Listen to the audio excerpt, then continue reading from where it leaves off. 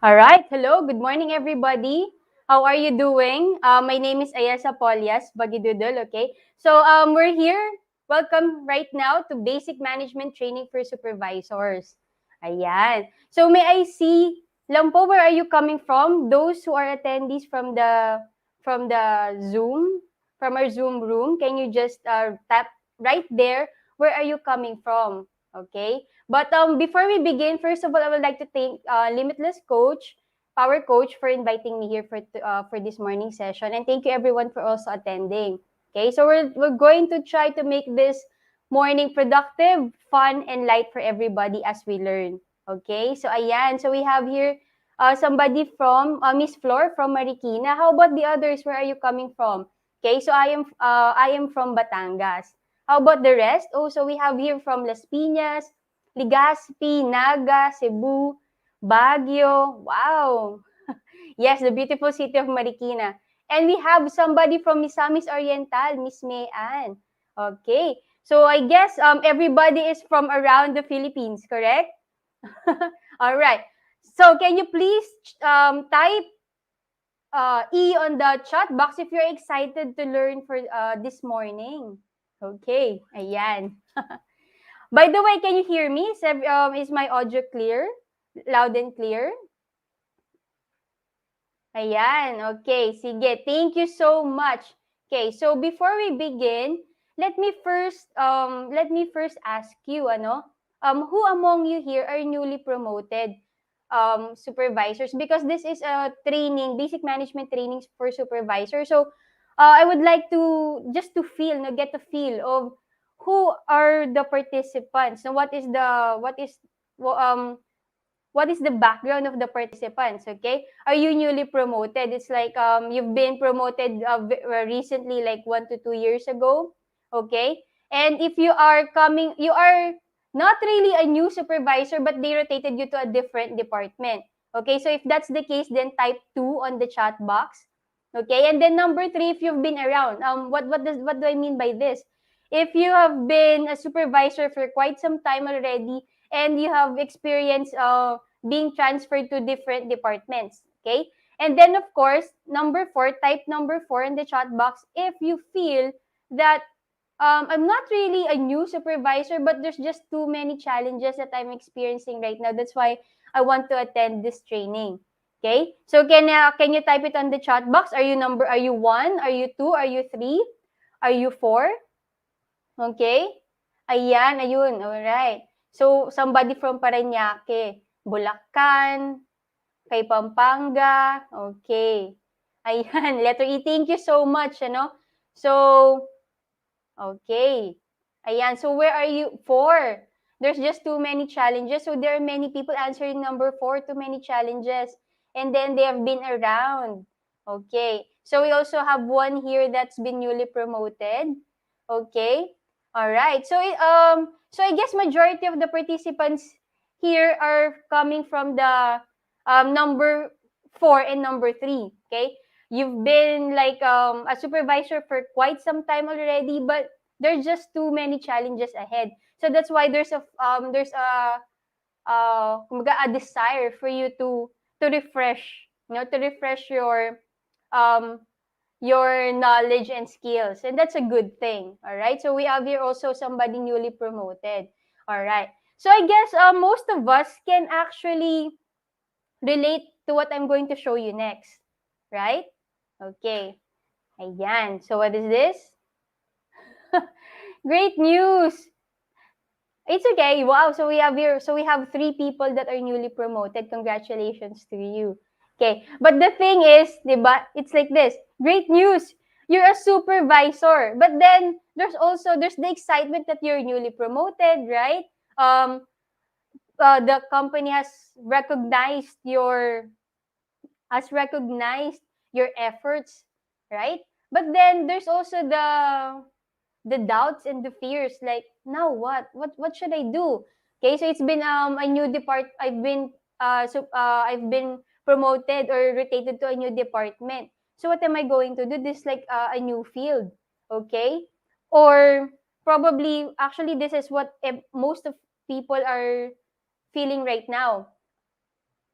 especially during the pandemic, during this type of pandemic, like, now what am I supposed to do? Nobody has been in this situation before, right? So that's why there are so many challenges.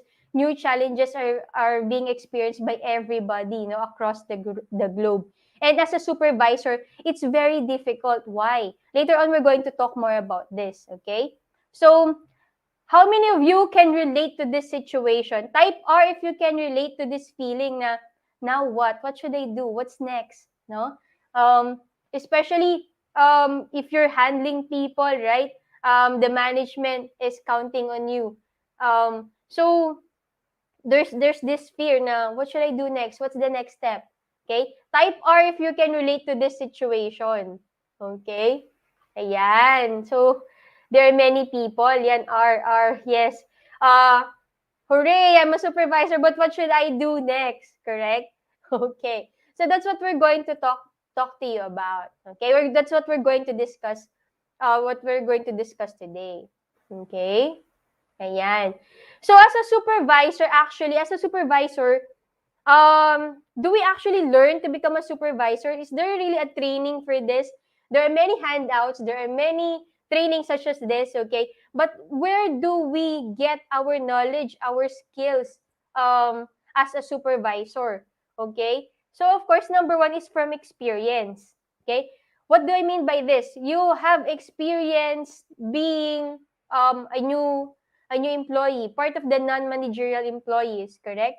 And so you experience being handled by your supervisors. Okay?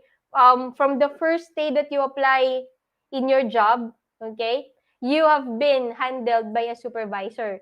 Correct? Right. So you get your experience you get your knowledge on how to become a supervisor by experience. Okay? Some of you may have had a good supervisor. Some of you may have had a not so good one. Correct? So that is where you usually pattern you pattern your behavior when you become one yourself, no? But the thing here is you have to discern which one should I try to copy or try to emulate, and which one should I not try to do.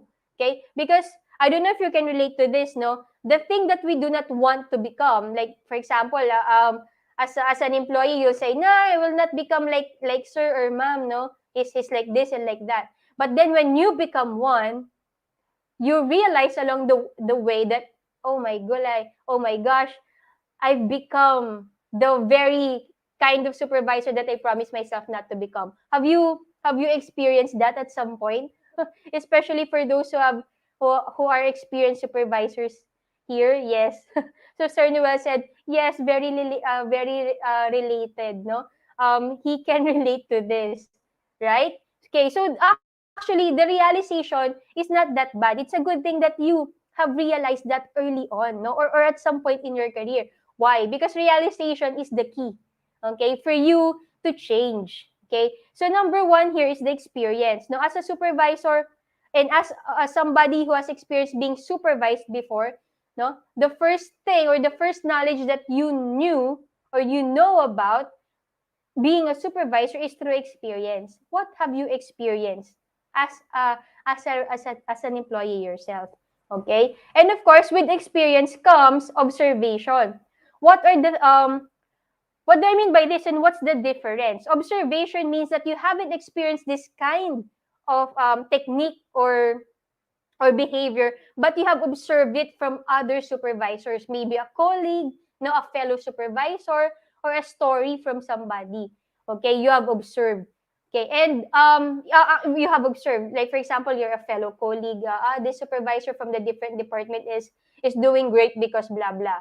No, this supervisor from this department or this company, no, or this unit is not doing good. Why? Okay, so probably because of this. You get that from observation. Okay? Yes. So it's good here that Sir Noel said never apply those bad experiences. Yes, no, that's the good thing that actually valuable thing as a supervisor is that you have to discern which are the things that you should copy from your experience and from your observation, and which are the things that you should let go, no? Yun. And of course, here the knowledge and skills.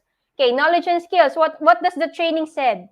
What does the book says? Okay, what is the company policy? What does it says? No, on how to become an effective supervisor. No, so all of this, you have, no, in your toolkits. Okay, that when you combine all of this together, you are able to create your own technique, your own approach, no, in how to become an effective supervisor yourself, right? Okay. Why? It's important that you combine all of this. Why? Because if you will just take a look at one aspect, like for example, just my experience, no, but you haven't experienced everything, correct? Just by observation, no. But there are many things probably that's not there, no. They're still lacking. And of course, in the books, okay. So books and experience go hand in hand. No, you cannot just rely on the other. Okay, so the goal here is you have to combine all of this, all right, in order for you to become to discern what kind of supervisor am I being called to become. Yun, no? So the key here is combine all of this and create your own, no? Why? Because at the end of the day, it will be you who will be the one who will act and who will behave and who will manage your people. Okay? Ayan. So, question. What are the important things a supervisor must consider in order to be effective? Okay, can I ask everybody, from the chat box, sa tingin nyo, what are the important things that I must consider for me to be an effective supervisor? Is it like focusing on the process, or simple things that comes in your mind, no? The things that you must have in order for you to become an effective supervisor. Okay, can we see on the chat box? Okay, so there's just a delay on the Zoom, no? But please rest assured that we're going to read your answers, no? And we're reading your answers. Ayan. So it says here, Miss Chrissy said a good listener. Okay, that's good, right? No? You must consider, you have to listen. You have to listen on many aspects, no? What are the things that you have to listen? Not just the words, but the action of your people, no? Because you can see there, this people is not this employee is not motivated at all. This employee is having a difficulty on this particular area. Okay? Yes, good communication, delegation, mentoring, people oriented. Yes, you have to know what your people are experiencing, no? And of course, must not be one-sided in decision making. Yes, there in order to decide, you have to know, you have to look at the broader picture. Okay, because if you're an employee and this is your task, that's just your focus, right? But when you're a supervisor, it goes beyond you anymore. Okay, you have a team that you have to embrace. Okay, and you have to look at their perspective, look at their experiences, their behavior. Okay, and it says here, Mr. Christian said, leadership skills, management, and wide technical knowledge. Yes, as a supervisor, you have to know these three things. Technical skills, no? What are the competencies that the job is asking or requiring from you? And of course, administrative skills. Remember, your administrative skills, you're now a supervisor, you have to coordinate, you have to monitor, right? You have to monitor already, and those are administrative skills. And the third skill is the interpersonal skills. You have to know how to relate to your people so that you can engage them. Okay, and of course, Miss Margot says here that to have plans or goals. Yes, this is actually very important, no? Good communication, mentoring, listen to your people. There's a balance between business needs and employee satisfaction. Yes, Miss Cherry, right? Balance between business needs and employee satisfaction. Sometimes it's like walking on eggshells, right?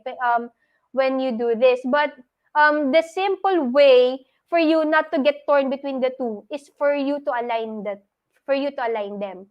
alignment is the key, kumbaga. Now, later on, we're going to discuss that also. How can we do this, no? Okay, have an effective leadership style, be a good example, and know how to motivate staff. Yes, remember earlier, in order for you to build your own skill, there's one there that's very important, di ba? Experience and observation. So that means that you, as a supervisor, you are being observed by your people. Okay, so you have to really walk the talk. Okay, like for example, when you said no late, no late reporting, no like this, no turning off during video call, but you yourself do that, then um that's the first thing.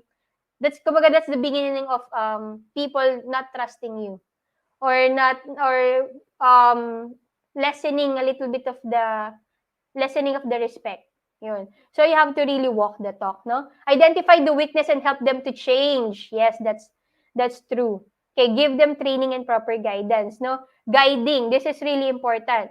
In order for you to guide, you really have to monitor them. Okay? Because for some people, they say common mistake, no, as a supervisor. If I ask you to do this, you do this, and then you come back to me on the deadline. No, when I ask you to come back to me, wrong. Okay?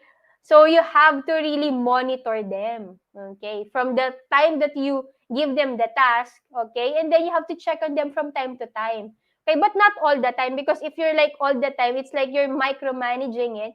You're like breathing down their necks. Then that's not also a good thing. That is stressful. Okay, for your part and for them as well. Okay, it says here also na act as a leader, not as a boss. Correct? No? There's a two different, that those two are different, and later we're going to discuss that as well. Okay? Ayan. Sabi dito ni Miss Christy, give feedbacks for improvement in a proper way. Yes, there's a proper way to do this. Okay? Remember this golden rule, no? Praise in public,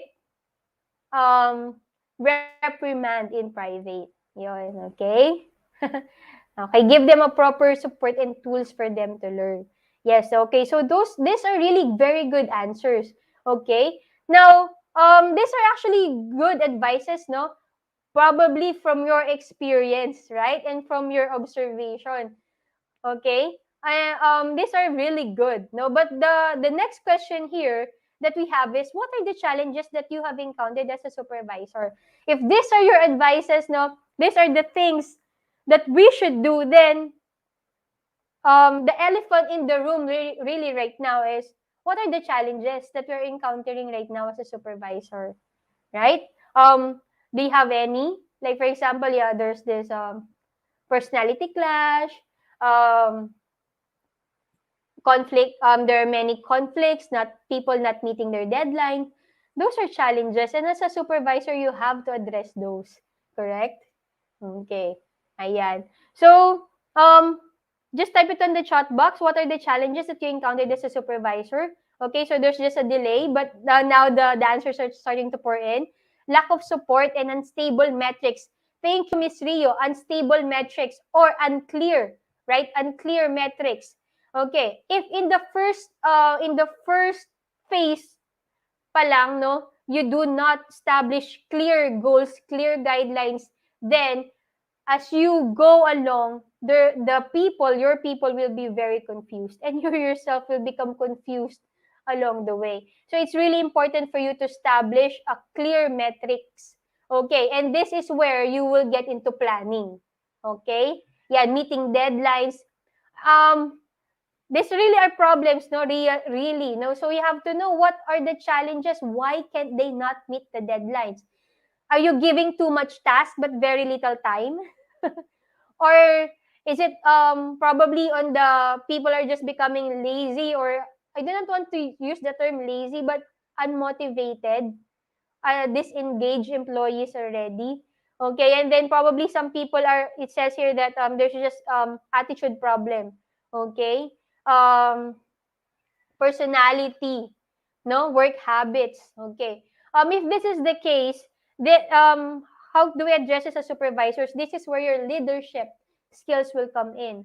Okay, motivating and engaging them. You know why? because dissatisfied employees, disengaged employees will really not perform. Okay. Despite of their personality. No, but engaged employees, motivated employees will really perform in spite of and despite of their personalities, whether they're introverts, whether they're extroverts, etc. Okay? But the key is how are you going to put them together as a team, no? How are you going to make them work as one?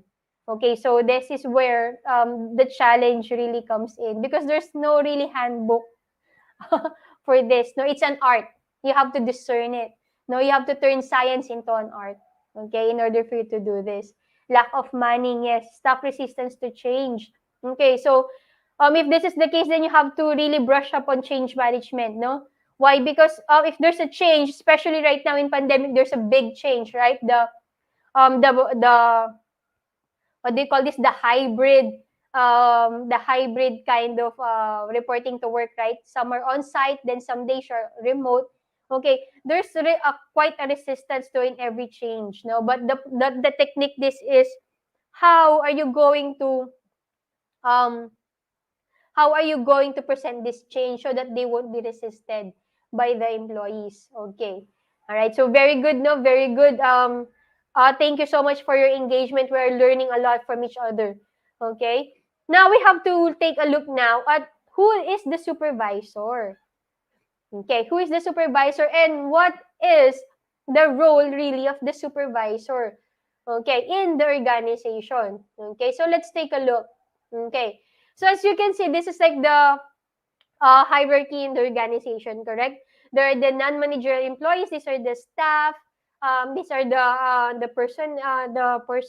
Okay, and of course, this is the supervisors. Okay, there's the supervisor. As you can see, the supervisors are the link between the managers and the executives. Okay, it depends now on how big the company is. All right, but there can be it can be complicated in a way. Like for example, there are supervisors who are already managers, right? There are managers who are like middle managers.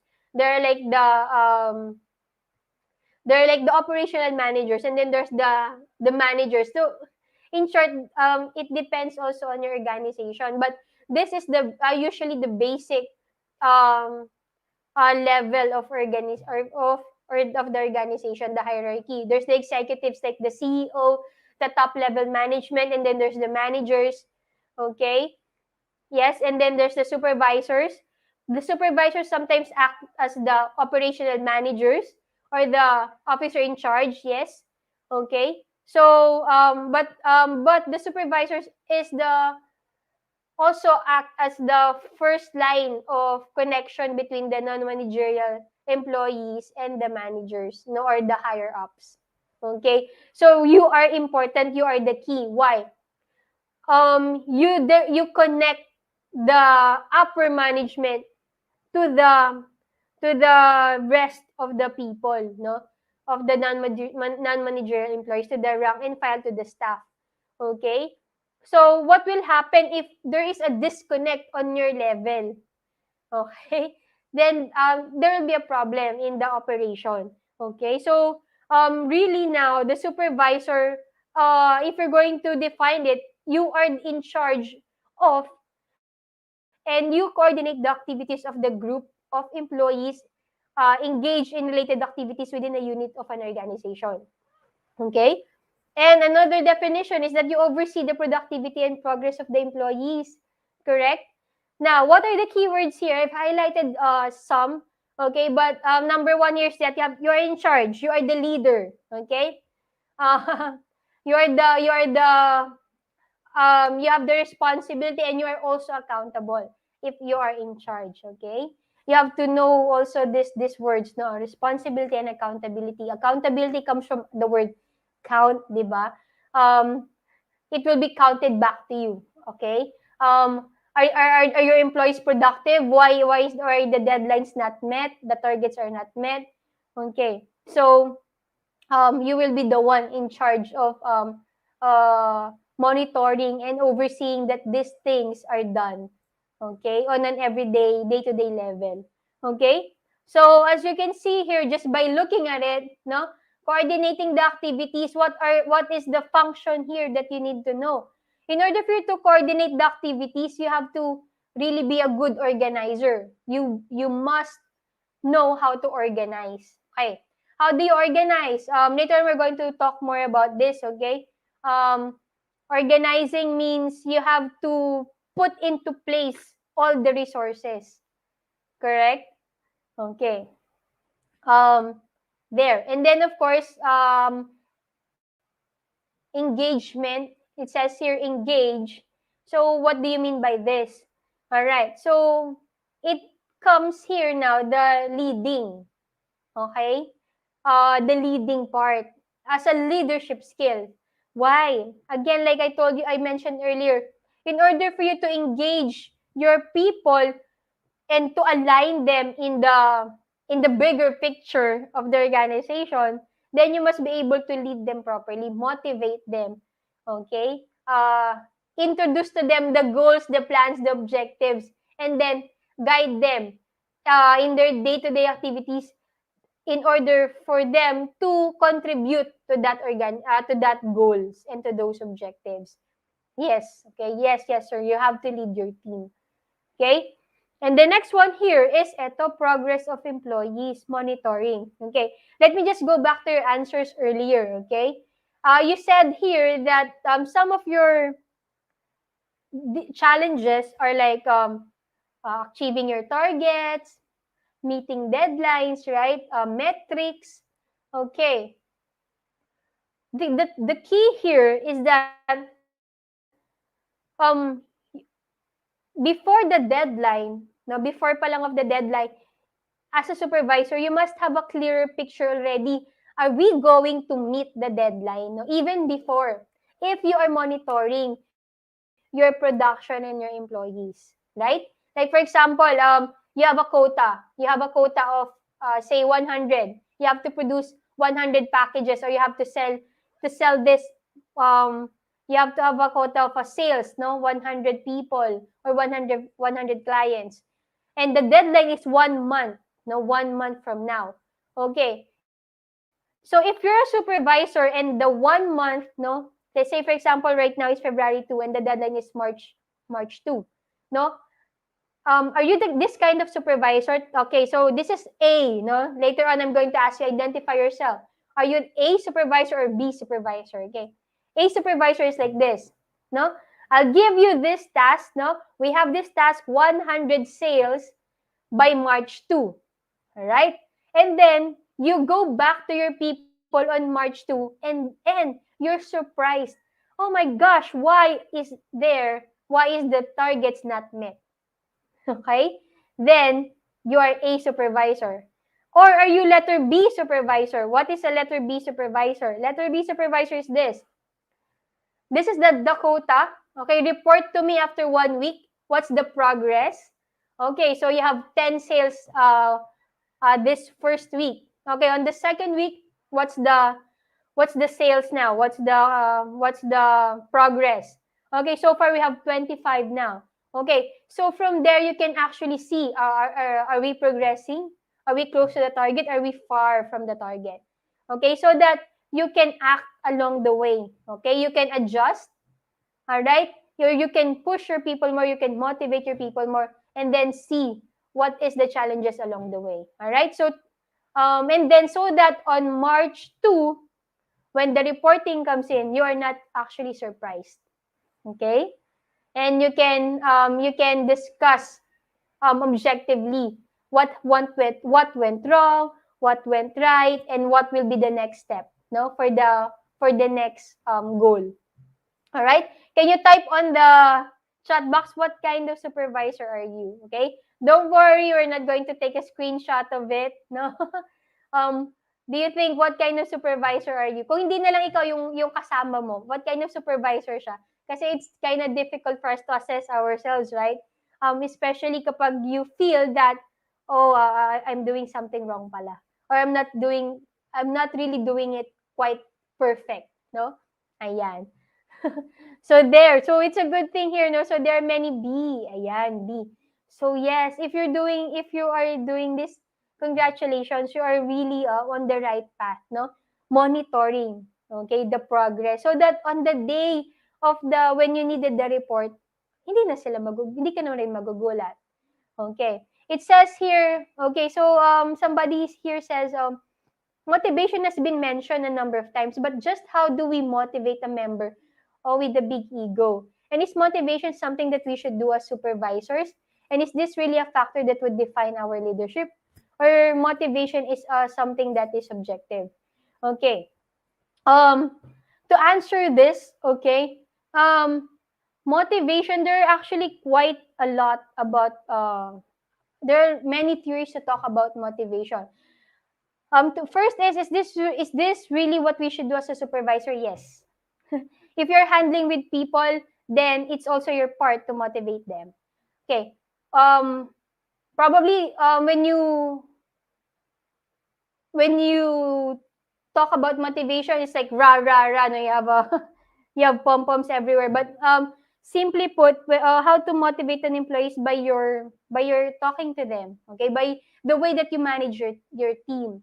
Okay, that in itself is of motivation. But there are many things. There are many actually technical details in between motivating your people. Okay, and it falls under the leadership part of your function as a supervisor. Okay, in our full session, okay, happening on March, we can discuss that in detail, no, the motivation. But right now, as an overview, motivation is I do not want to say the word hype, but it's like getting your people in line or align with your goals, and of course, making them feel good about the task that they are doing. So how do you do that? Simple way to do that is number one, through praises. No, just praise them. For example, your team is able to are able to submit on the deadline. Simply put na, hey, good job team. You're able to submit your task on time.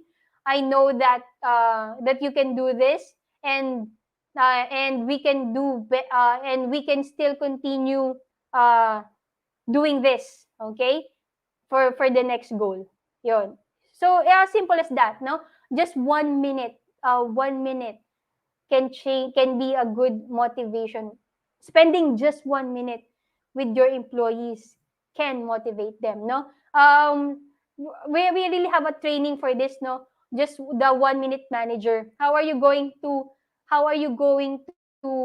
motivate your people? How are you going to engage them? How are you going to give feedback in just a minute? Okay, in just 1 minute. All right? Ayun.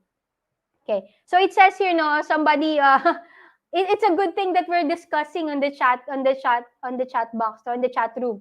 Okay, it says it depends the type of personality of each employee, the right strategy to motivate people. Yes, the right strategy. What kind of strategy are you going to implement? Kasi there are types of people. For example, the shy type and the outgoing type. Of course, if it's the shy type, you know that the strength of this person is probably the task, but the weakness is probably talking to people, right? So now, if he's doing the weakness, no, his weakness, then you should step in and guide, right? So the key here really for you to motivate people is, of course, number one, know yourself, know your strength, know your limits, and also recognize the strength and the limits of your people. Okay, if they have a high ego, then there's kasi a formula. There's a formula also, no? Confidence and competence. Okay? If the person has high confidence but little competence, then probably din papasok si ego, right? Mataas ang ego pero little competence. Okay, if that's the case, then you go ahead and support on the competence part. Okay? Yun. So that we can balance it. Anyway, there are many ways how to do this, okay? There are discussion pa really on how to do this, okay? What do you call this? A situational leadership type, no? So you have to assess. But in general, one thing that you need to focus on as a supervisor is you have to recognize the strengths and weaknesses of your team, and of course yourself as well. And also, as an individual employee, no, your individual people, you have to know what is the competency level of this and what is the confidence level of it. The ideal is, of course, the people has a high competence and high confidence. Because if there's a high and low on this, then there's the problem. And you have to address it accordingly. Okay? Yan. So, regular coaching session and performance monitoring of the subordinates punishment and reward system. Yes, yes, yes. I really agree. No, you have to have this in place and clear for everybody. Okay? Yun. Thank you so much for your inputs. I really appreciate it. No? So it makes the discussion more lively and it benefits everybody. Right? Okay. Yan. Okay.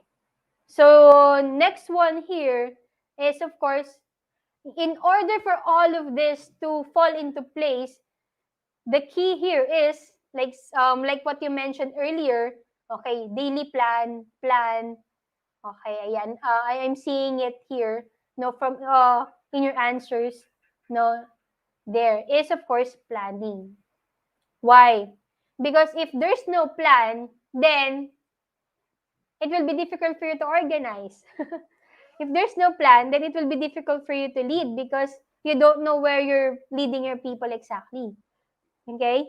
And if there's no plan, then it's difficult to monitor because you don't know the end goal and you don't know the starting point, right? So it's really difficult for you to monitor.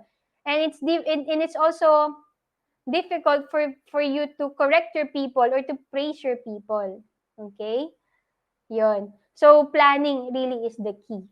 Okay. So what are we leading to now into this? Okay? Yan. Because there are really 4 functions of management. As the supervisor, you are on the first level of this already. If you're a supervisor, you're handling people, no? You're in charge already, then you are doing, you are already functioning in part as a manager, no? As a part of the management team.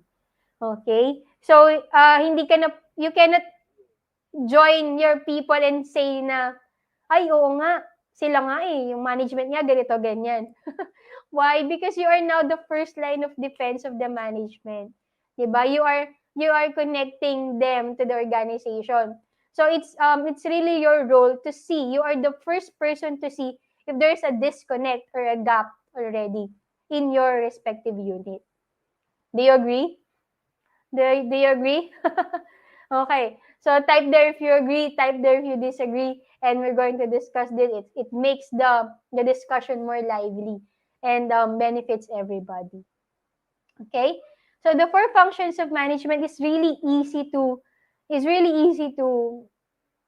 memorize, but difficult to perform, correct? Because it really is a science and an art at the same time. No? Okay. Science, it's precise, but art, you have to have a charm also, no? In order for you to perform this, no? The 4 functions of management. So here is the 4 functions of management, no? Planning, organizing, leading, and controlling. Okay. Type F if you're familiar with this. Type N if this is new to you. Okay? But I know for a fact that you're already familiar with this because of experience and because of the trainings that you've already attended in the past. Correct? Okay. Sige, let's just see, no, para lang makita ko, especially for those who are newly promoted, no? You have this function. Sometimes it's unwritten. It's not really clearly written on the process, but it's there. Okay? Ayan. So it's a good thing that all of you are familiar already, yan. So I'm getting here a flood of F answers. Okay. So since this is not new to you already, and we're going to discuss this, please feel free to share your input so that your inputs might be new to others. Okay? So we learn from each other, no? That's the best way to learn. You agree? Okay, very good. All right. So the four functions of management, just a review, are the following: planning, organizing, leading, and controlling. So planning and decision making is about determining the course of action. Okay? So the goal is already in place, correct? The goals are there, the objectives are there. Sometimes, usually, it's cascaded down to your level, no? But the planning, what are the courses of action? What are the steps to take? These are the things that you can handle on your level, or you have to identify, no? Why? Because management, they're there to oversee, but you are on the nitty-gritty details, no? Especially on the operations part. This is your forte. What are the next steps? What are the strategies that we should do in order for us to achieve what we have planned? Yun, di ba? And of course, in order for the planning to work well, is for you to organize, no? Yan, coordinate activities and resources. Di ba sabi kanina, on the definition of what a supervisor is, in charge of, di ba, and coordinates activities, no, of your unit. Okay, so you have to coordinate activities and resources. Okay, again, not just activities but resources. You have to align those resources and make sure that there's no double task, redundancy there, and there's no gap. No, everything is covered. Okay, everything is covered, and there's less wastage or none at all. Okay? Organizing part is where you can identify if this can actually spell if the efficiency and the effectivity of the plan and you as a supervisor. Okay. By the way, what is the difference between effectivity and efficiency? Anybody? Because everyone can be efficient, effective, but not everyone can be efficient. So what is there in the efficient part? No, that is very important. No, you can be effective but not efficient. So how can you be efficient? Anyone? Anyone on the chat box? On the Zoom, please type it on the chat box. What do you think is efficiency? Okay? So I know some of you are opening your Google. There's nothing wrong in opening it. That's the way to learn. You research it, no? Para makita mo kagad, ito pala yun, no? To refresh, I know you know this already, but just to refresh, no, for everybody's benefit. Yes, can be, no? Miss Heidi, thank you so much. Effective refers to quality, while efficient on time completion. Okay. Efficiency is quantity, productivity. Yes, no, close, but yes, very close. Okay. Efficient is getting more with less. Effectiveness is getting things done. Yes, effectiveness is getting things done, no? Efficiency, what else? What else? Yan. Ayun. Okay, so Miss Germaine says, efficiency is defined as the ability to accomplish something with the least amount of wasted time, wasted money, wasted effort, ayan, and or competency and performance. Okay, effectiveness is the degree to which something is successful in producing a desired result. Yes, thank you, Miss Germaine, for this. Now, there's nothing wrong in checking it out on Google and see we are benefiting from it, no? So it says here, effectivity is the amount of being successful, no, in producing a desired result. No, so everybody can produce the desired result, right? But not everyone can be efficient in the way that efficiency kasi less, it means less wastage of resources, no, less waste. Okay, kasi you can be effective pero ang dami mo namang na-waste, no? Creating a memo. You're successful in creating a memo, but along the way, 10 hours, you completed it in 10 hours and then you waste one name of bond paper, then you are effective but you are not efficient. So the goal here as a supervisor is also on the efficiency, less wastage, no? Achieving more in less. Okay? 80-20. Yeah, and without waste of time, energy, and of course, competency as well. Okay, later on, we're going to take a look at this closely as well. Okay, leading naman. Okay, the next step now is, yes, thank you so much. No, I hope that as you are listening here, you're also reading on the chat box, because there's quite a lot of gem that we can find on the chat box now that the participants are actually sharing to all of us. Okay. So this thank you so much, no? Okay, so now we go to the leading part. Okay, so planning now is clear, organizing now is very clear. Thank you so much for your inputs. Okay, leading now is managing and motivating people, managing. Okay, handling people. So there are quite a lot of things that we can say about leading. Okay, um, because leading part is not quite exact. No, it's not an exact science. Why? Because you're dealing with people already. And when you deal with people, we all know that uh, people dealing with people is a science and an art, right? There's no manual for this. There's a guide, but it's really up on depends on your approach and on the response of the person.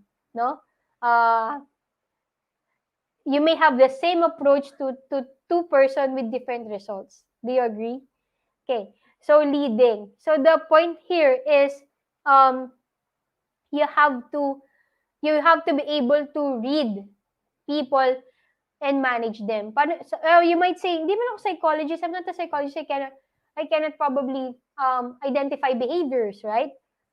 By the way, you cannot read minds, no, but you can actually understand, at least gain perspective based on the behavior of people. Okay, so you must be able to identify which behavior are like good, positive, and motivated behaviors, no, behaviors of a motivated person, of an engaged person or engaged employee, and which behaviors are um, not coming from employees who are having challenges or having difficulties, or trying who was becoming disengaged or unmotivated, no. So uh yon. Okay, if you have more thoughts about leading, then please put it on the chat box, and we'll read them, so that everyone can benefit from what you share. Okay, so this is leading. Later on, we're going to talk more about this. Okay, because there are many ways that we can talk about leading. No, we can talk about you as a leader, and then we can talk to you, and then we can discuss also your leadership skills, no, leadership techniques and styles, no. Ayan. Okay. I'm not sure if it's Mr. or Miss. No. Rio.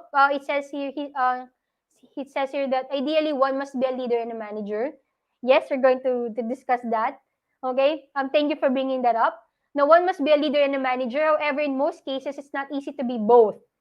Yes, it's not easy to be both because a situation may require you to be one. Okay? It may require you to be either a manager or a leader. Okay? But as a leader, you must possess the manager skills, the management skills, and the leadership skills. No, you must be on a manager mode and on a leader mode. How do you differentiate this? Simply by identifying this, remembering this. No, leaders lead people, managers manage tasks. No? Yan. So, if the problem is people, no, like for example, behavior, personality, motivation, then click on your leader mode. Okay? But if the problem is not meeting deadlines, no, but the deadline is already there, and you really have to focus on meeting the quota, the deadlines, then you have to be on manager mode. Okay, so that's just the way to go about this, because if you're managing people, then there will be a problem. If you are leading tasks, then there's going to be a problem. Okay, so yes, now manager focus on the completion of the work or on the task, while leader focuses on people, helping them, guiding them to motivate, to complete the work. Okay? Yun. So, um, sometimes it's confusing, but if you focus on this, no, this rule, lead people, manage tasks, then it will be a big help, no? Okay. And then of course, ayan, leading, it says here, leading is inspiring people to bring out the best in them while giving credits and molding them to be a future leader as well. Okay. Yes, leaders are happy when the people lead something and achieve something. Remember in rewarding, no? Um, of course, we reward people when they perform the task, when they complete the task. But you also have to celebrate small wins. For example, uh, kaya nga you must also know, that's why you must also know the weaknesses and the strengths of the person. For example, you task them to create a memo. So it's writing skills, no, or do a presentation, but it involves this particular skill. For example, presentation skills, facilitating skills, but you know that it's not their strength. So when they were able to do this, no, like for example, it's not their strength to create a memo, but when they were able to pass a memo, celebrate small wins, no? Kahit na may mga errors pa dyan, celebrate small wins, no? Um, celebrate yung effort nila, no? And then, you know what, the next time so then you will correct them, guide them, di ba? Okay, so this is how you improve, blah, blah, blah. But I appreciate this, blah, blah, blah, no? Yun. So, if you do this, then the next time that you ask them to perform the same task, even though it's difficult for them, it's okay for them, no? They will see it differently. They will see it na as a challenge, as a room for them to grow. But if you do not do that, then they will see it as a challenging task, ayaw nila a threatening task. Diba? Yun. Managers set goals and usually think short term, but leaders set the vision and think long term. Yes. No? Actually, we can talk more about the difference about the leaders and the managers, no? In terms of vision, their focus, okay, their techniques, all right? So we're going to talk more about this in detail in the full session. When we identify what is the difference between a leader and a manager, okay? But to sum it up, no, manager, more of the task. Okay, it's more of the short term because task at hand. Eh. What is the task at hand? No, I have to meet this quota, this deadline, then you're on a manager mode. But on a leader, it's more of leading people. No, touching their hearts. Okay, engaging them. All right, inspiring them to think long term and also to be happy in the organization. Okay, so that's the leading. That's the leader part, leader mode actually. No, so we can talk about more of this in detail, no? And then of course controlling. Simply put, it's monitoring and evaluating your activities. Okay. You cannot control if you don't know what you are looking for in the first place, diba? You cannot monitor if you don't know what you are actually monitoring for. If I may quote yung answer kanina, what is the, you cannot monitor if the metrics is not clear.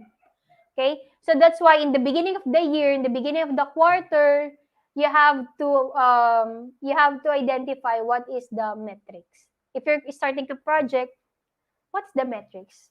Okay? Clear tayo. Para it's easy for you to monitor. And along the monitoring comes the identifying of the gaps and, of course, supporting part. No? Sige po, later on, we're going to answer this. No, Ms. Carmencita has a question. What will be the most effective way of managing people who thinks they know it all? If they know it all, so kanina dun sa ating, di ba? Dun sa ating how to identify people, know it all. So probably they have very high confidence, but probably the one who they think know it all, high confidence, but probably the competence is not on the same level, no? So,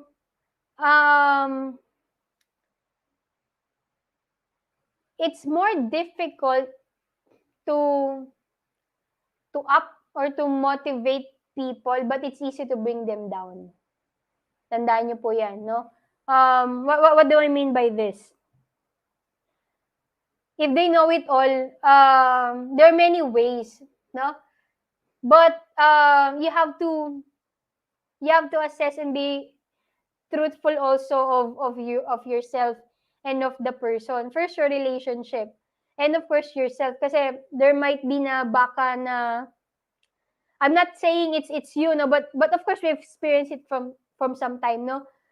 This person is very confident, so sometimes we feel threatened. So kaya parang at times we think na ego to. But in reality, talagang may confidence siya, talagang competent siya, no?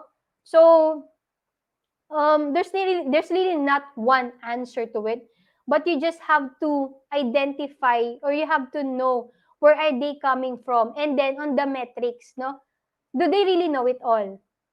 Do they, because if they really know it all, then that means they're competent and they have a right to be confident, correct? But if they are confident but they are not competent, then there's the problem. So you have to address it accordingly. Yun. No? Identify their weakness, and of course, the key here is kanina na mention nyo, di ba? On the first question, communication. No? You have to bridge this gap between you and them. And of course, handle them. Number one, if they have this attitude na, no, alam mo yun, that they have know it all attitude.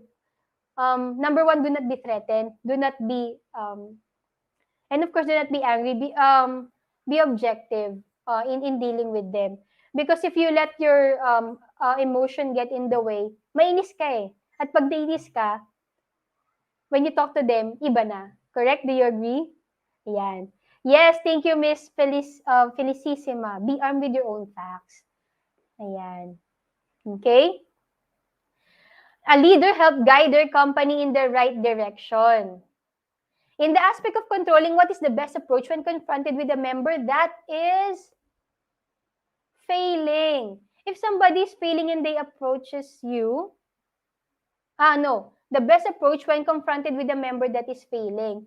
If somebody is failing, you have to identify which part do they fail. Baka kasi job fit. Is the job fit for them? Is the task fit for them? Diba? If it's fit for them, pero they're having difficulty, kasi baka then they're given a new task, but it's beyond their competency. No? So, remember this, kaya ang importante si planning, organizing, and identifying your people. Identify your people, ano yung skills nila, ano yung level of skills nila, and then ano yung task na ipapagawa mo. If you know your people, then you can distribute the task and probably partner them with somebody who has the strength, no? If this is their weakness, so that they can learn and support each other. So really, this is really a bit complicated because it's like forming a game plan. Okay, a game plan based on these facts, no, based on these scenarios. But there's no one scenario and there's no one approach that fits all scenario. Okay, so you have to understand what areas are they failing, why are they failing, and then what are the support that they need. Yon. Okay? Leader must help their company in the right direction, provide clarity and direction to their team members. And thank you, ma'am.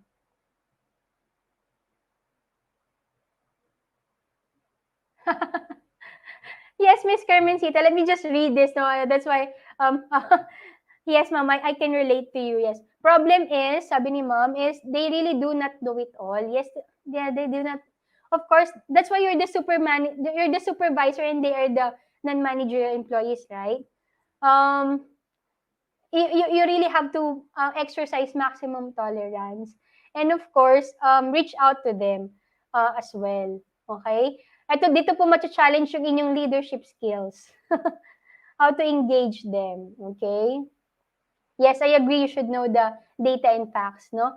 And of course, no, simply learn to appreciate small achievements, no? Root causing will also help in understanding the why. Yes, the root cause, understanding the root cause. Okay, thank you so much for all your inputs, no? See, the discussion is really is really, really good, and we are sharing, and we are really sharing and learning from each other. Okay? All right. Shall we move on? Are we ready to move on? It feels like everybody um is really engaged in this, or in this part na, because we all can relate to this, diba? The challenges and also the advices that we want to share to our colleagues, no, if they experience the same, or if they're experiencing the same thing. Okay? Yan. So, isa-isayin na po natin, ano? Hindi pa pala inisa-isayin kanina. That's just an overview. Now, let's go into details, no? A little bit. Is that okay? Okay. Planning, no? Basically, planning is, if going back to planning, is like, of course, putting an in mind, no? And in mind, what's the goal, what's the target? It must be clear to you, and you must be able to cascade it down to them so that it will be clear to them, so that they will know what you are expecting from them. Okay? Why? Because if you know what they know what is expecting from them, then they know that this is also the same thing that you were going to ask from them when the time comes, diba? And ito yung metrics na, and this is the metrics that they're being evaluated on, no? Okay, so end in mind, and of course the goals. Now, here's the thing. There are goals, okay? There are goals and there are objectives. What's the difference? So, okay, but to put it briefly, clearly, there are short-term goals and there are long-term goals, correct? All right. But the most important part is that if you have a goal and it's so big, then supervisors, you must learn to what? Eat the elephant. How do you eat the elephant, by the way? How do you eat the frog? Diba yun? Eating the frog. No, how to eat the elephant for some.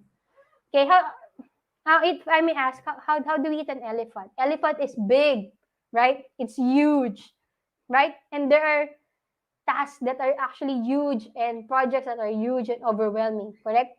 But how do we go about it? Tingnan nga po natin, answers on the chat box, okay? So there are just delays on the entry of your inputs in the chat box, no? But if you're going to eat an elephant, the first thing that we need to do, of course, is what? We have to cut it into smaller pieces, correct? Right? Yeah, eat by small pieces. Dissect, chop it down. Yes, thank you for your answers. Those are really correct, no? Same with tasks, same with projects. You know why employees are becoming demotivated? Number one, if the task is so big, they feel overwhelmed. Correct? So that's why you have to help them break it down into manageable tasks. Okay? If it's too big, then you can go about it by phase. Phase 1, phase 2, phase 3, right? For example, you have to ask them to read an entire book this big, no? Or make a presentation out of this big, thick book, no? If they look at it, oh my gosh, then they will be overwhelmed and they will not. The tendency is resist it and not do it, correct? But if you're able to manage it, like for example, okay, so present probably chapters 1 to 2, chapters 1 to 3, or if we're looking for a 100 quota, 100 clients in a month, then let's break it down. So 25 clients per, let's say for example, per week. Then that's 5 clients per day. So it's manageable, right? Yun. So divide and prioritize the task. Yes. You got it right, no? And the next thing that we have to keep in mind is make it smart. You have to write it down, no? Clearly. Okay, in a smart way. What is smart, no? Can we have it on the chat box? What do you mean by smart? Can you recall? S starts for specific. Okay? M, measurable. A is what? Attainable. R is realistic. And T is time-bound. Okay? So it has to be specific. What really is it that you are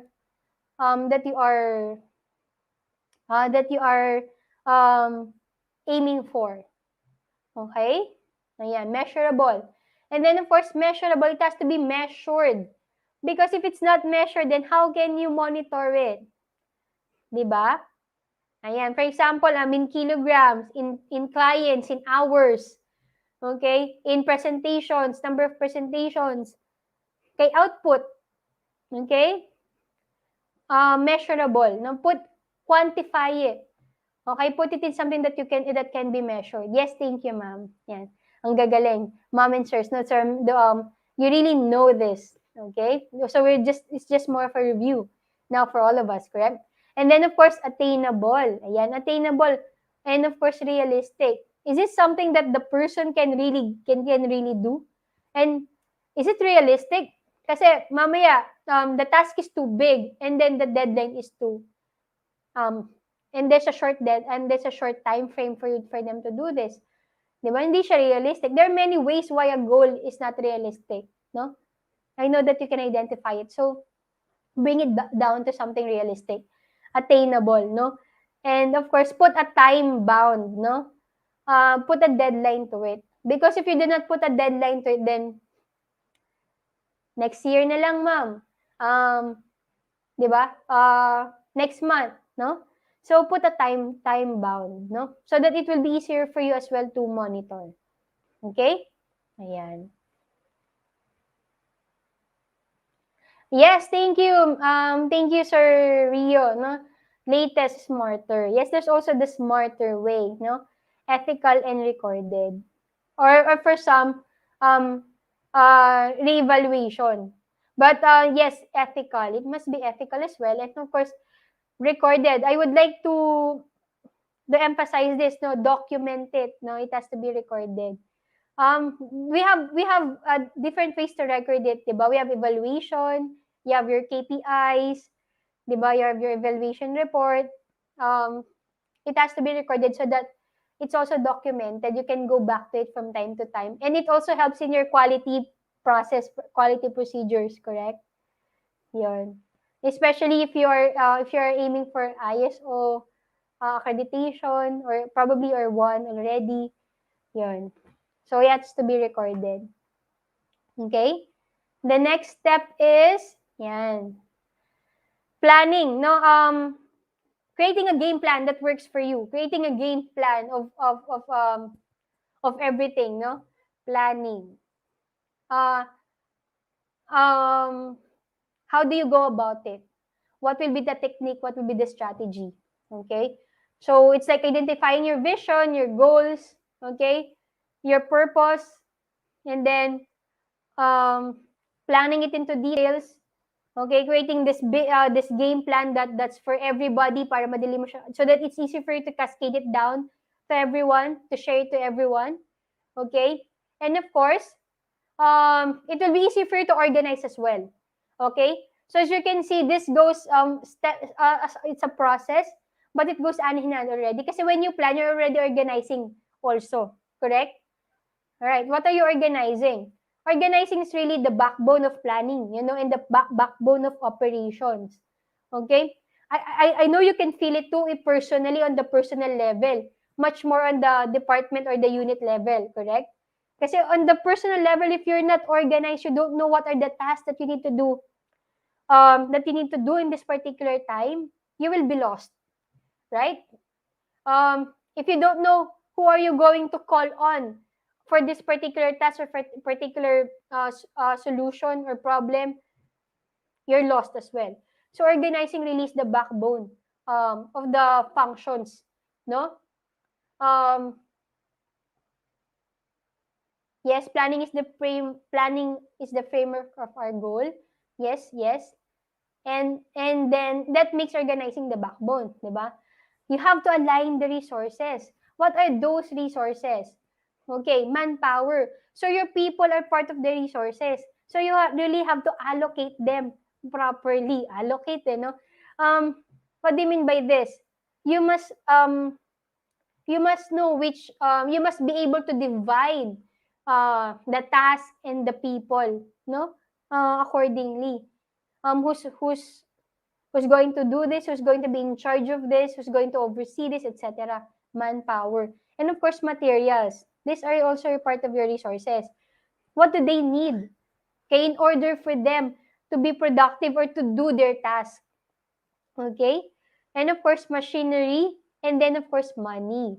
By the way, as a supervisor, you must be able to have a business acumen. Business acumen is like thinking. Part of business acumen is like thinking like an entrepreneur, thinking like you're part of the, you have a share in the company, no? Everything that you do is equatable to money. Like for example, this time that you're doing right now, this time that you're spending right now here, it's equating to money, no? At the end of the day, what is the ROI of you attending this training? What is the return now to the company, no? Every little thing that you do, the pens that you use, the supplies that you use, that your use of time, it equates to money, no? So you have to also align this, budget this as well, no? For some people, for some organizations, you are, when you create a plan, diba, you're also asked what is the budget, no? What is the budget? What's your company budget? What's your department budget? Diba?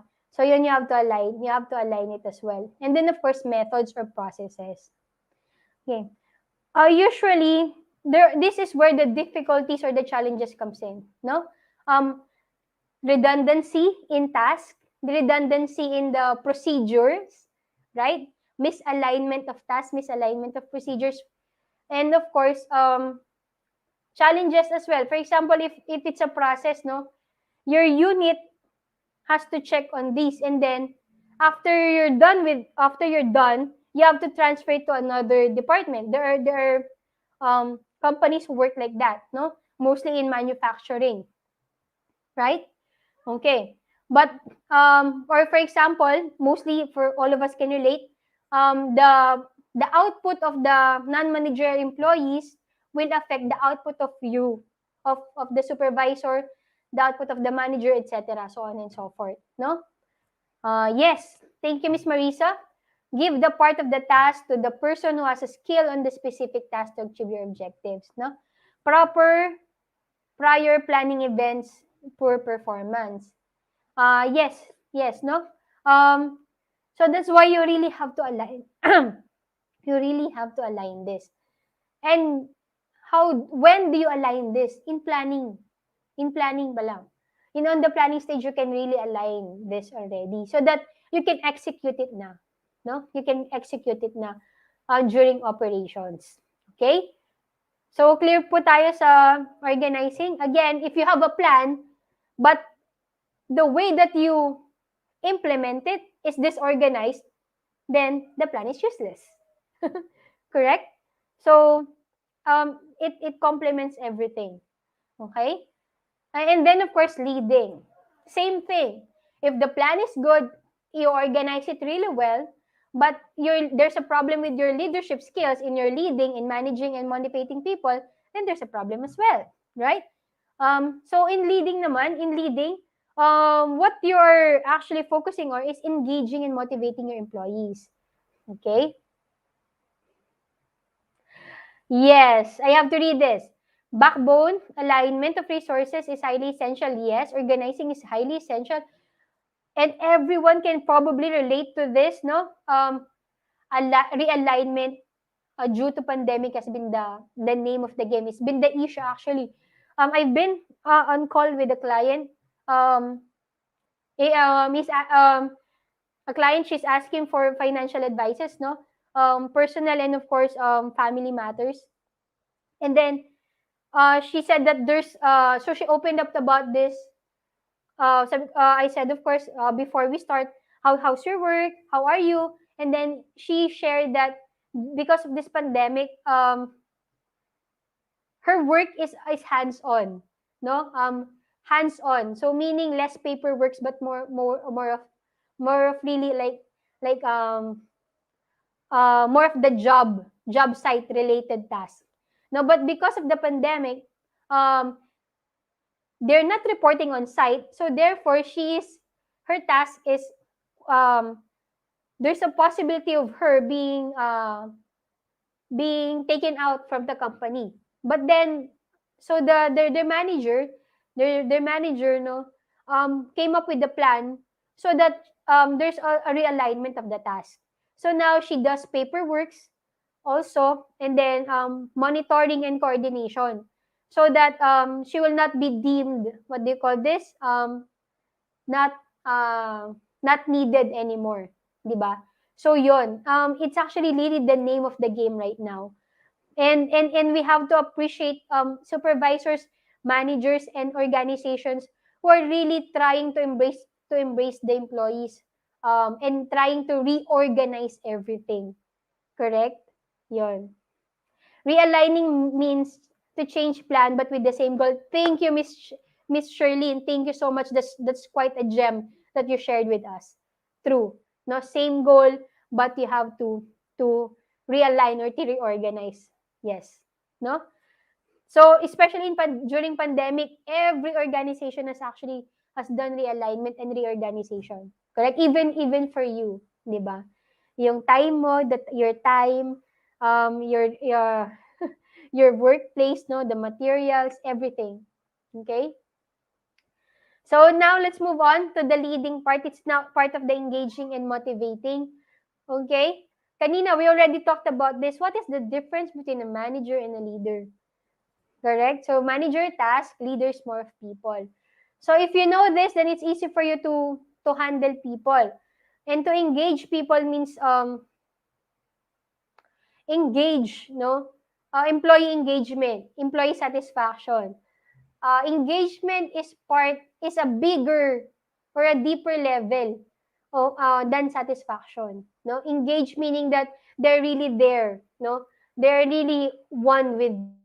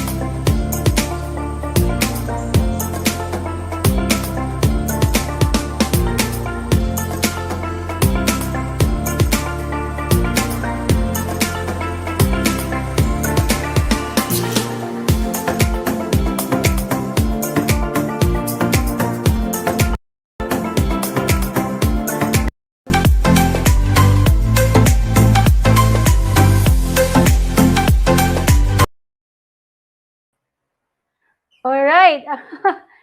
I would like to really apologize for that. Okay.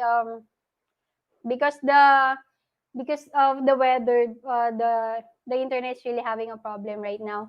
Again, like what we're talking about, right? Realignment, readjustment, especially during pandemic, and this is one of them. Can you relate? Can you relate, everyone? Are you there? Can I have an exclamation point if you're still there? Okay, and you're still engaged. Okay.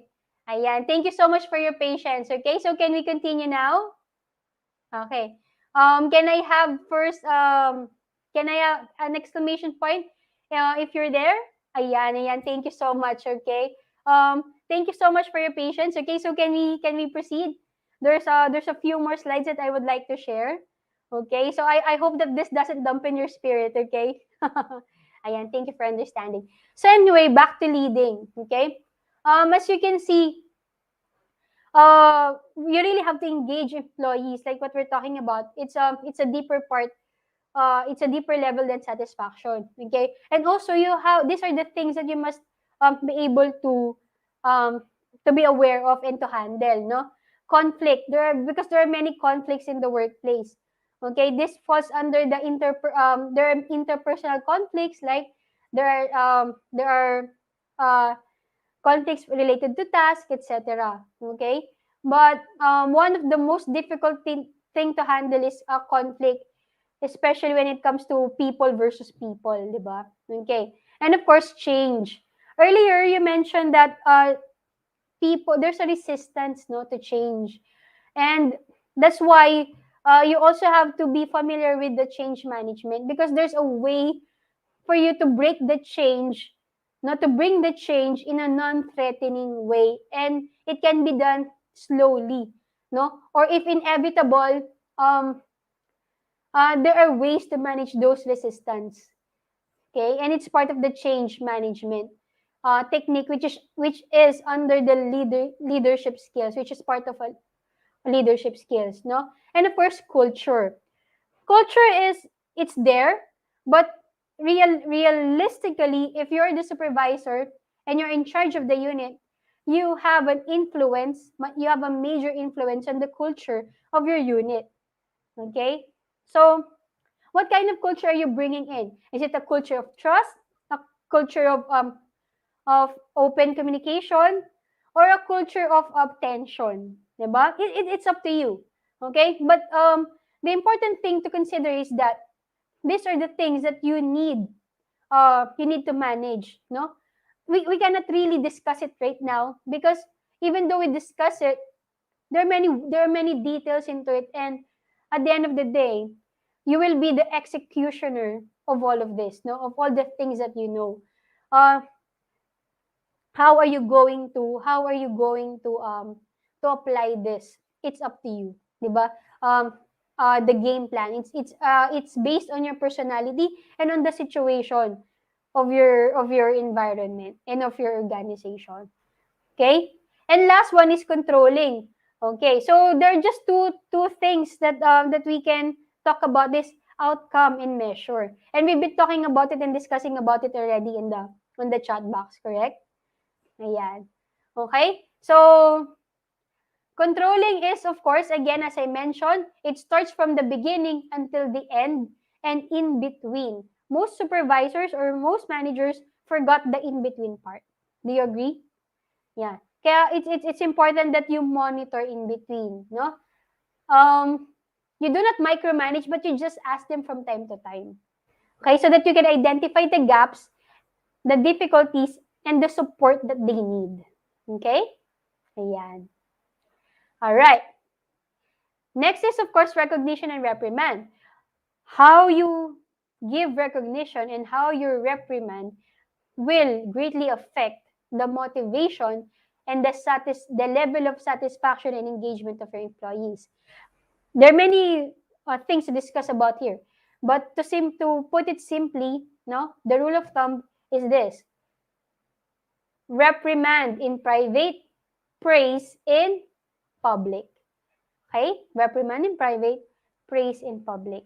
Okay? And of course, don't forget at the end of the day, command responsibility. Okay?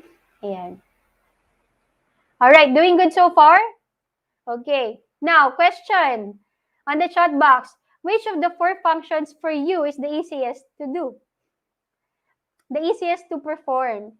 Let me see on the chat box.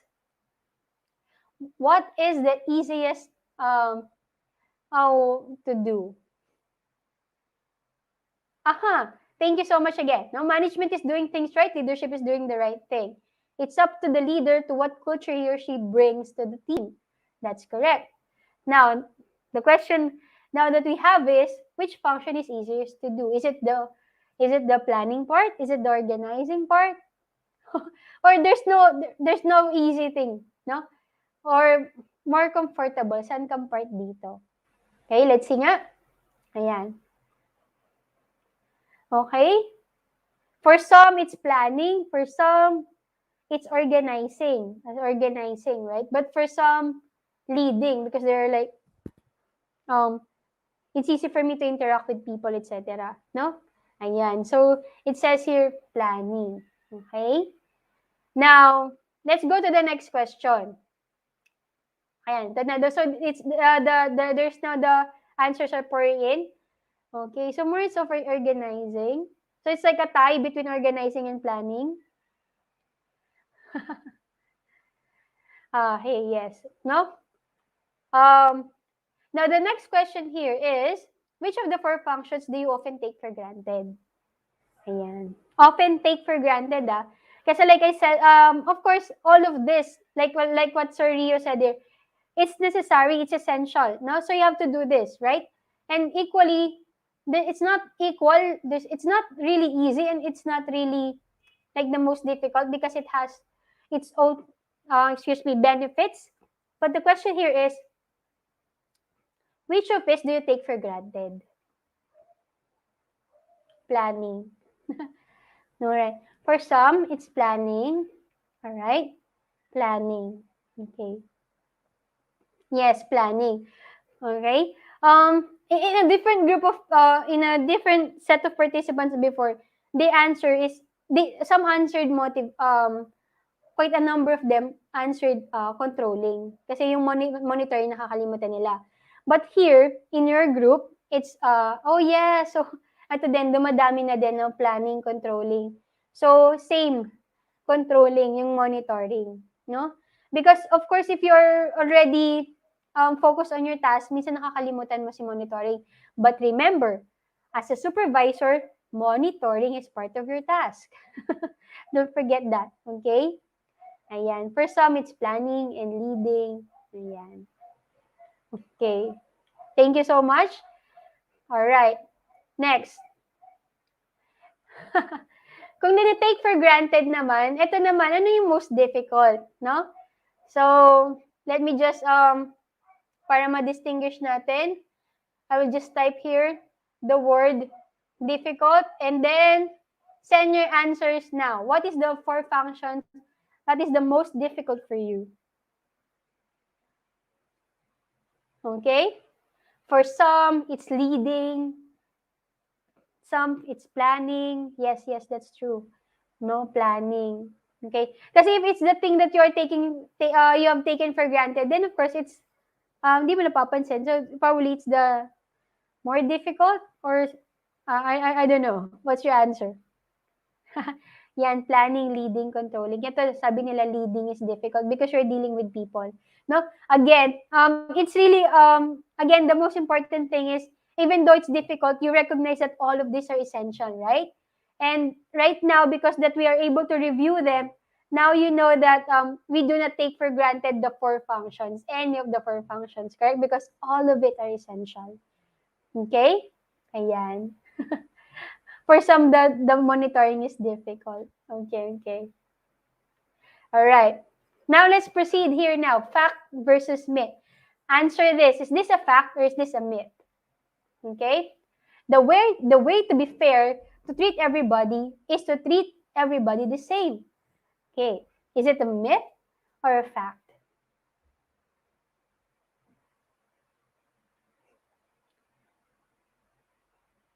Yes, true. Leading becomes difficult when one doesn't have a good reading of its people, correct? Next, is this a myth or a fact? The way to be fair, yes, myth, very good. Yes, it's a myth. Why? Um, uh, there's equality, but there's what we call equity. Okay? What do you mean by this? Here, equal. Of course, there's an equal treatment for all, but when you're a supervisor, you have to identify what are the weaknesses, and you have to provide support.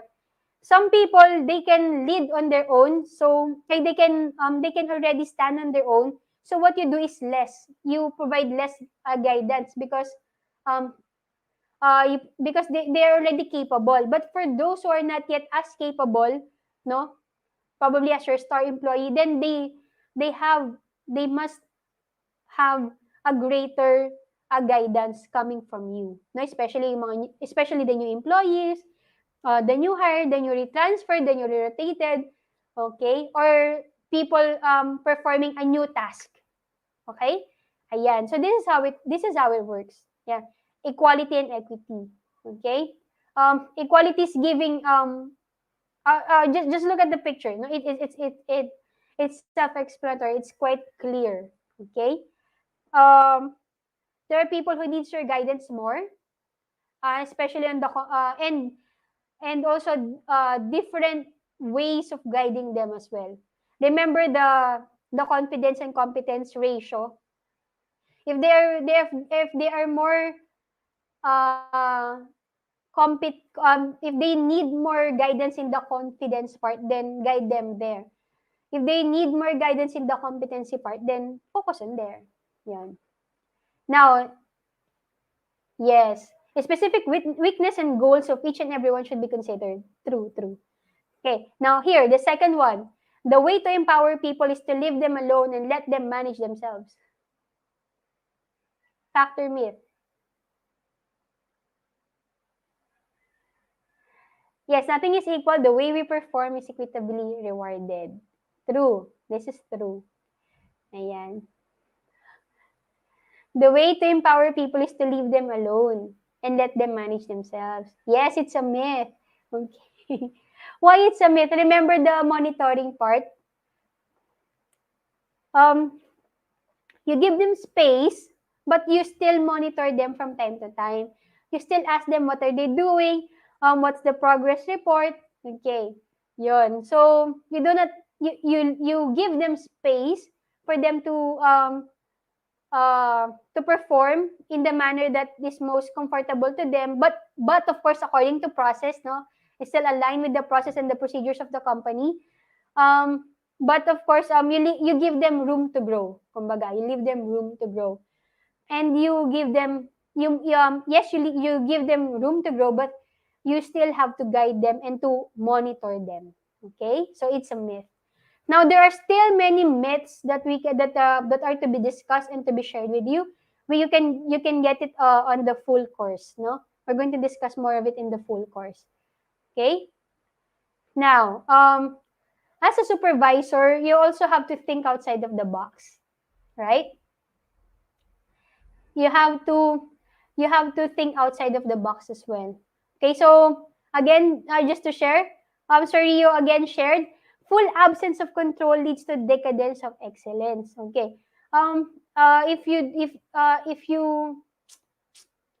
you take out of your presence, if they cannot feel your presence, no, if there's no monitor or guidance, problems can also arise from there.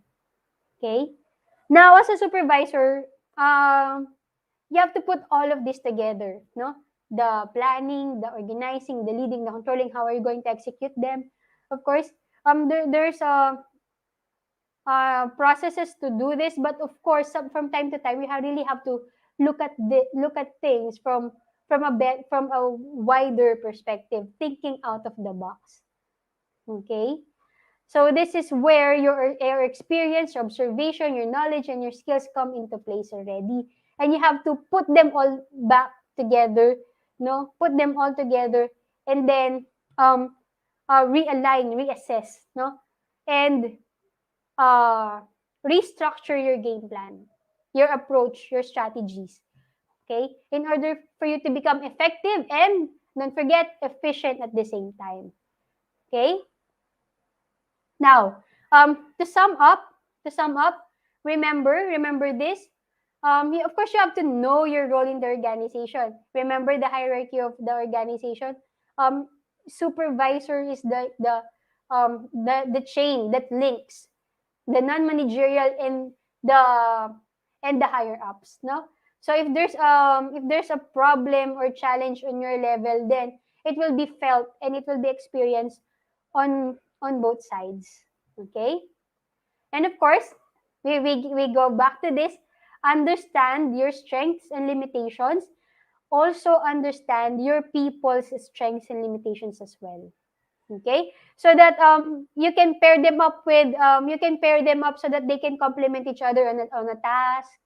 All right, or you can give them their tasks that is their like forte, or you can develop them on this limitation or their weakness, etc. Okay, so it is really important that you understand your strengths and weaknesses as well as your people's. Okay, and of course apply the 4 functions. It's really up to you at the end of the day how are you going to apply it, but at the end of the day you have to apply the 4 functions and not take one of the functions for granted, okay, because it's equally important, it's equally essential. Okay, and of course align with the strategic direction, or align with the goals of the company, no, the goals of the organization. Because at the end of the day, if there's a disconnect on your part, it will be chaos for the entire organization, especially for your unit or department. Okay? And then motivate people, know their purpose, know their needs. There are many ways to motivate people. Okay, by knowing their needs, know how to how to connect with them, how to pull them out, bringing them out of their shell, and then motivate them. As a leader, as a rule of thumb, we want to create people better than us, if possible, right? Better than us. Okay? You act as a force multiplier to your people. You multiply your strengths, you multiply the positivity that is there in the organization. That is your goal. That is one of your tasks as a supervisor. Okay? All right. Now, what did you learn today? Can you please type it on the chat box, or if you have any questions, okay, we're just going to answer a few. Type it on the chat box, okay? Or if none, can you please share with us what are the things that you have learned today? Ayan. You have learned not just from me, no, but from each other. There are many, for me alone, we learned so much. I learned so much from all of you. So thank you so much for your active participation. Okay? So it says here, how then are supervisors different from managers, knowing that the 4 functions must be employed? Okay. Again, it depends also on the hierarchy of the organization. So for some, the role of the supervisors also acts as managers and vice versa, diba? But here, but if there are two, there's a supervisor and there's a manager. Okay, manager is the one leading the goal. Okay, is the overseer, and you as a supervisor, you are the coordinator. Okay, you coordinate the activities of the employees, and then you make sure that it is aligned with the company's goal, and of course your department's goal. Okay, so if you're a supervisor, you still report to a manager. The manager performs things on a deeper level. Say for example, there's a manager and there's a supervisor. The supervisor manages the daily task of the employees and report and make sure that everything is done seamlessly. Okay, but then the manager is the one taking care of the entire, making sure that every unit is running smoothly, running cohesively. Okay, running cohesively. All right, and that all of the units are functioning as one. No, it's like a full wheel or a full gear turning as one, no, smoothly. Now, as a unit, as a supervisor, probably you're in charge of one unit, and you're in charge of making sure that your unit, your own unit, is doing its part, no, part of the different wholes. Okay, yon. So it depends, no, but there are also functions of a supervisor that is functions of managerial functions that is being done by the supervisor. Okay, so it depends on the level, on the degree, actually, but the technicality, the administrative and the interpersonal skills, or the interpersonal task, you still do it. Okay, so thank you so much for that. Now let me share your sharing, your widen your knowledge in the supervisory that's applicable to your work. Thank you so much. Okay. Ayan. So before we end, I ask everyone to please turn on your camera on. Can you please turn on your camera on the Zoom, so that we can have a photo of everyone? Okay. All right. Now can we? Ayan. Okay. Let me just put it here. Okay, turn on your camera and can we have a group picture? Okay. Our Limitless team is going to take a photo